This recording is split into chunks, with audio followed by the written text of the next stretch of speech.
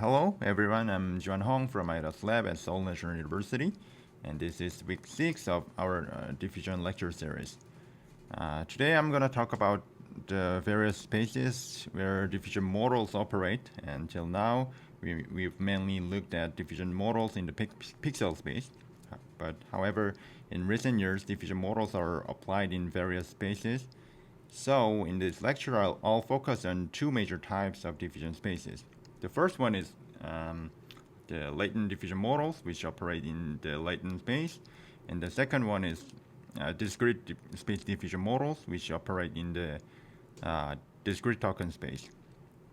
So I'll start with the latent diffusion space models in the first section, and then move on to the discrete space diffusion models in the second half. So the first section is latent space diffusion models.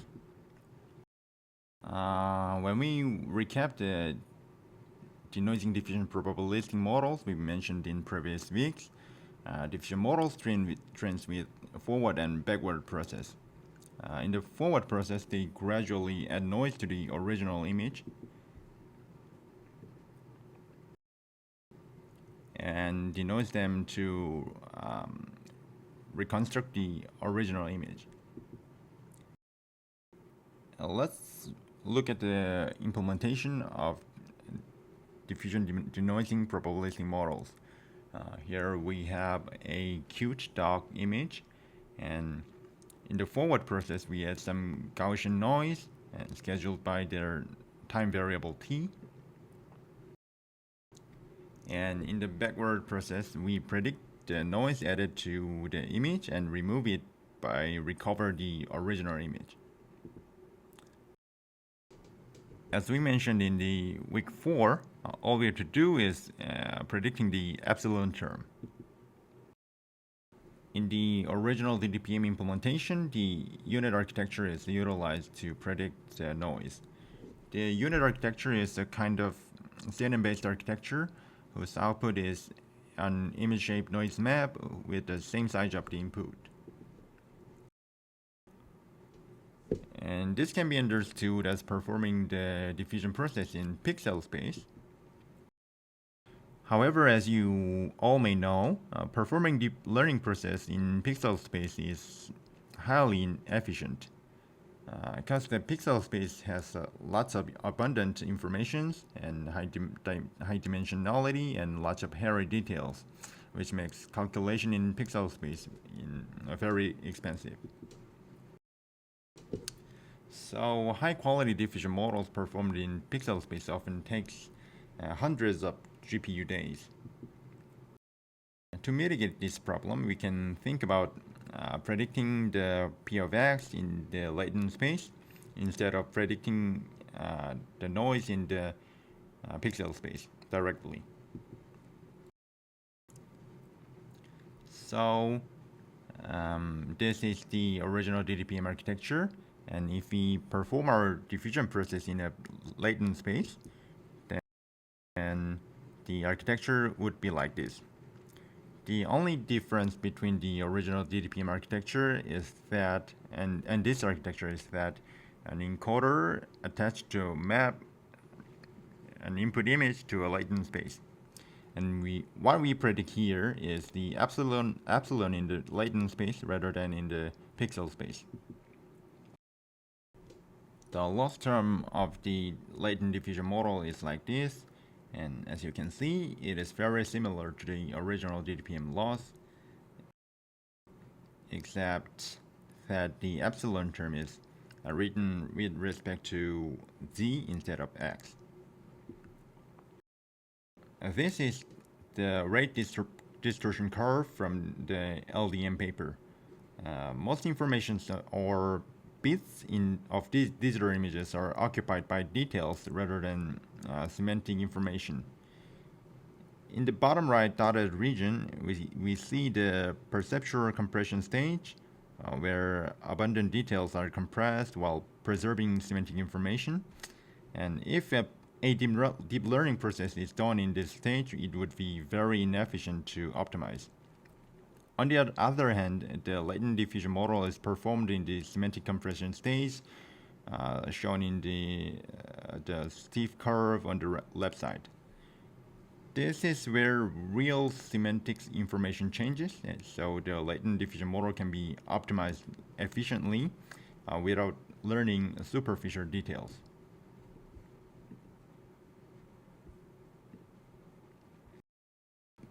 These pictures are randomly generated celebrity portraits, and as we can see, they are quite realistic and high quality. What we are going to see next is the diffusion transformer, which is called DIT in short. Latent diffusion models does not perform the diffusion process in the pixel space anymore. So the CNN-based unit architecture is not necessary anymore because its inductive bias is designed for exploit the pixel level locality nature of the pixel space. So we can use a transformer architecture known as having good properties like scalability or etc.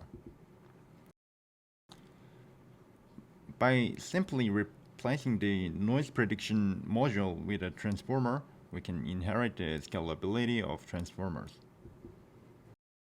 The DIT petrification process is very similar to the vision transformer. We have input latent representation Z, whose tensor size of I by C. And for image X, whose size is 256 by 256 by 3, the latent vector's dimension would be like 32 by 32 by 4. And let's say that the patch size is P at each edge. Then if we flatten the patches, it would become a sequence with size T, which is I over P square, with each size D. And before feed the tokens to the DIT block, the time embedding T or condition C is appended. The denoising part of the diffusion model is changed to transformer-based architecture block, and in the original paper they examined some variations of transformer block to find the best conditioning options. So if you're interested in, you better check out. And as we can see in this figure, DIT shows the scalability of transformers. As the training steps and model size increases and the patch size decreases, the overall FID score goes down. And in this figure, as we move to the right, the transformer size increases, and as we move downward, the patch size decreases. As we can see here, small patches with more tokens and larger parameter counts lead to improved generation quality. And we can also apply such latent space diffusion process in the score-based diffusion process. As we discussed in the week 5, the diffusion process can be expressed as either a stochastic differential equation or ordinary differential equation.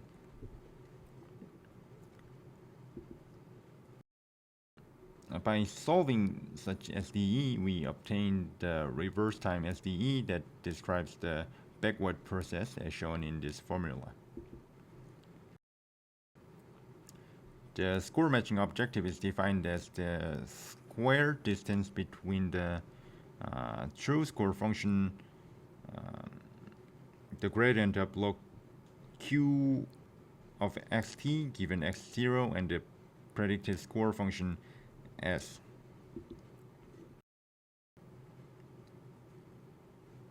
and the object is right here. Then we convert the function to operate in the latent space rather than the pixel space.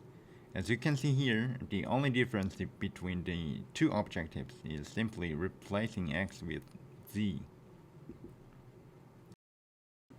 However, unlike x, the latent variable z follows an unknown distribution, so the marginal score with respect to zt does not follow the Gaussian distribution.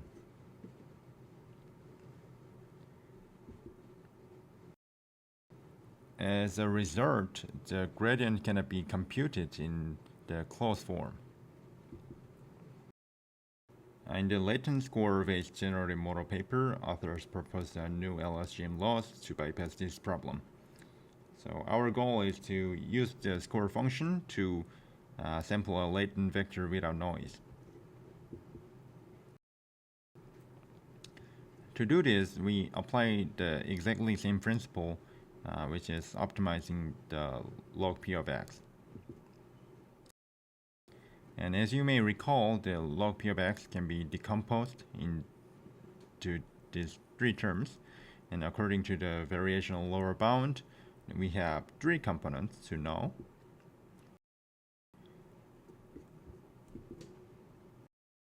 The first one is encoder Q and decoder and prior distribution. And in this case, there's going to be a latent vector prior distribution. So we'll parameterize the loss function with three parameters with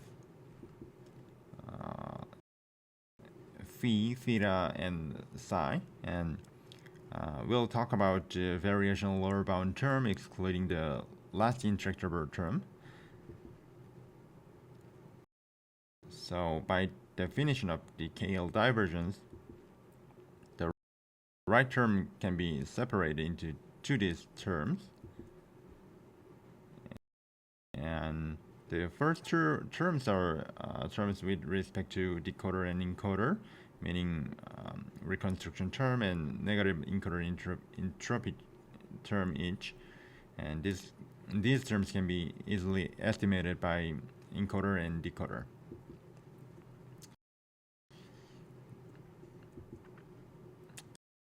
But last term is about the cross entropy term involving the prior. So how do we optimize this?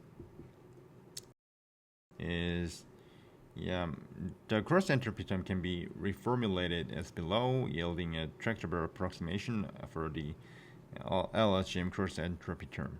So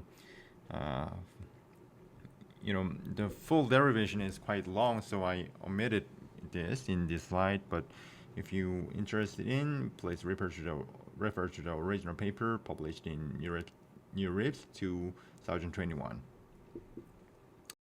The overall flow is like this. Firstly, the data X is encoded using a frozen vision encoder to get a latent vector. Then map the latent vector to a prior distribution using latent space diffusion process. When we want to generate a new data, sample a random Z1 from the Gaussian distribution prior and denoise it to get Z0. After that, we can decode it back to get an image. Like other state-of-the-art diffusion models, the latent score-based generative model can also generate high-quality images as shown in this figure.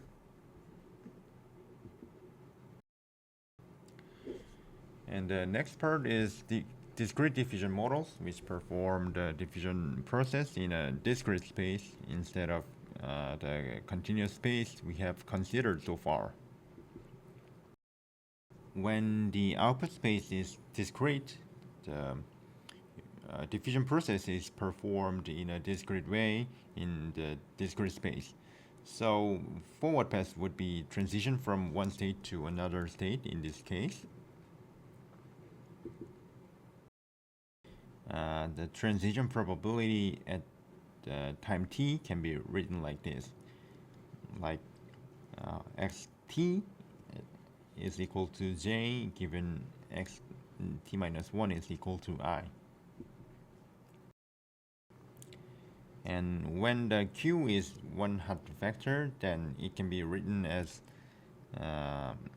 categorical distribution following p equal to xt minus 1 times transition matrix qt.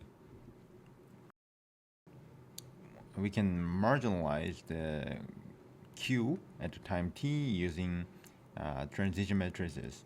Let q bar t is equal to q1 times q2 up to qt. Then the probability of xt minus 1 given tx and t0 would be equal to the such categorical distribution. Yeah, we can freely choose any q as a transition matrix.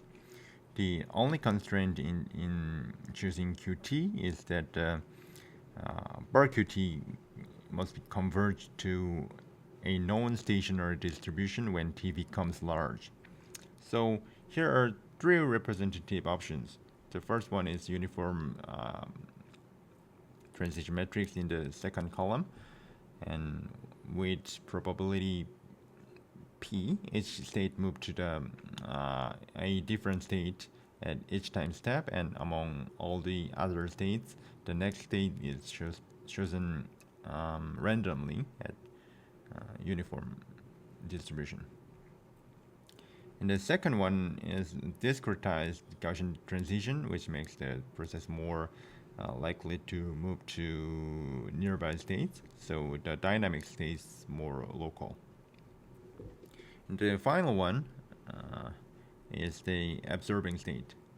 We designate some state as an absorbing state, and each time step, each state moved to the absorbing state with certain probability p.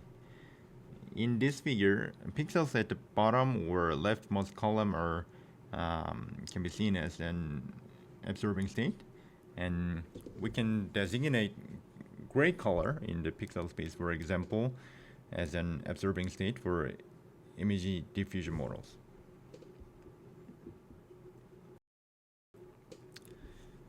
Yeah, understanding in this way, we get an interesting perspective that many models can be actually seen as diffusion models. Firstly, BERT can be viewed as one-step diffusion model. In BERT training, about 10% of the tokens are replaced with a mask token, and around 5% are replaced with random tokens.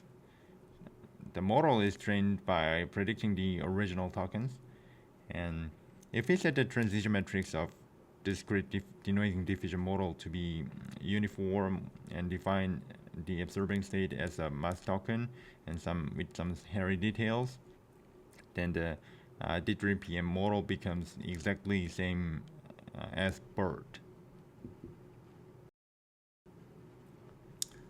Secondly, the autoregressive models can be also interpreted as diffusion models. If we unmask only one token at each time step in a left-to-right manner, the D3PM model reduces to an autoregressive model.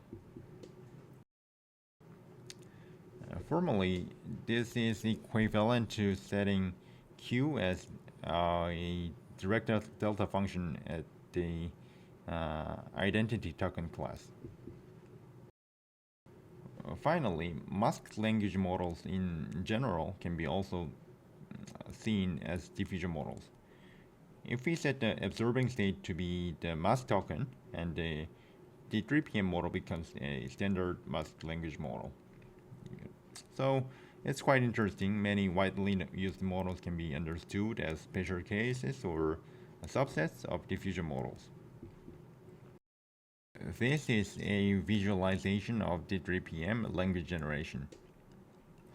If you look at the right column, at the time t, we start with the original sentence before the noising process. As t increases to 128, all the tokens become masked with a mask token, and we train the diffusion model by predicting the original tokens for these mask tokens. And as the figure on the left shows, across different masking schemes, the perplexity score improves as the number of inference steps increases. And D3PM can be also applied to image generation. In the left figure, we can see a denoising process where a gray color is used as the absorbing state. And in the bottom left figure, uniform transition scheme is used. So as shown in the right column, the model was able to learn the data distribution. If we sum up our discrete diffusion process in image generation, this has some advantages, like we can generate an image without relying on left-right conditional dependencies. If we think about pixel RNN or other transformer-based autoregressive image generation models, they assume that conditional dependencies in images, like across pixels, which may not be true. And if possible, we'd like to perform our diffusion process in the latent space, unlike D3PM. Because as I mentioned before, it is quite expensive and ineffective to do this in the pixel space. However, since the latent space is continuous by its nature, it is not suitable for directly applying the discrete diffusion process in mask diffusion models. Such discretization processes are also carried out in the latent space, especially in vector quantization models like VQVAE or VQGAN. So we'd like to apply this idea to generate an image using a discrete diffusion model. Before continue, I'll briefly cover VQVAE, one of the most famous vector quantization image model that gives a core idea of this VQ diffusion model. So our goal is encoding an image X into code EK, or sequences of code. We can find the best code from codebook by calculating the distance between the image feature and embeddings in the codebook. In this case, the codebook is predefined in the VQVAE training process, so all we have to do is just find the closest entry. So we map each embedding to EK, where K is the index with smallest distance. And by feeding these codes to decoder, we can reconstruct our data. Our goal here is to generate image, and there is a challenge. During training process, we have access to X0, the original image, but in the actual generation process, the X0 is not given. So this makes training inference time discrepancy. So instead, we use the text y as a condition and optimize p of x given y.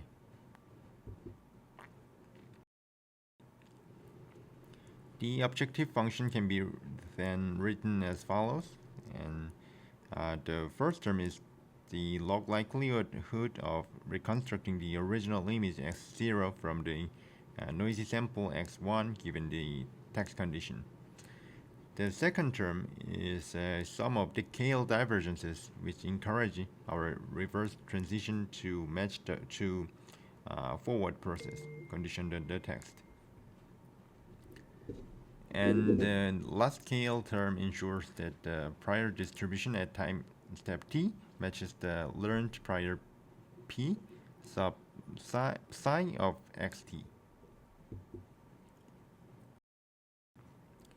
D3PM used a random changing or absorbing state strategies.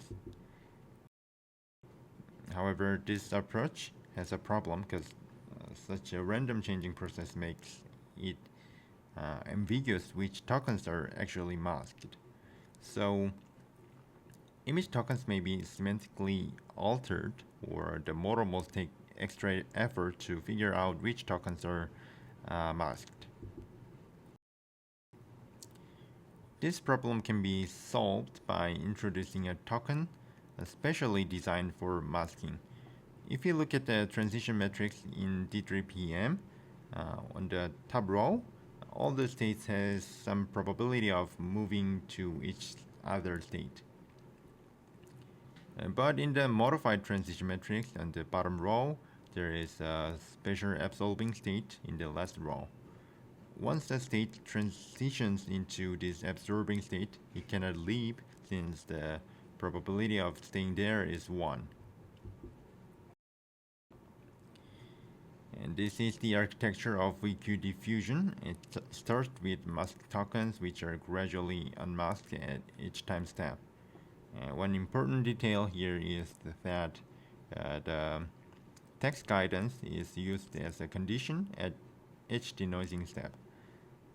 We'll talk about conditioning in the diffusion process in more detail next week. And this figure shows generated images conditioned with text guidance. The generated images are high quality and follow the given text description. Okay, that's it for today, and thank you for listening. And if you have any question, feel free to send an email to me. Thank you.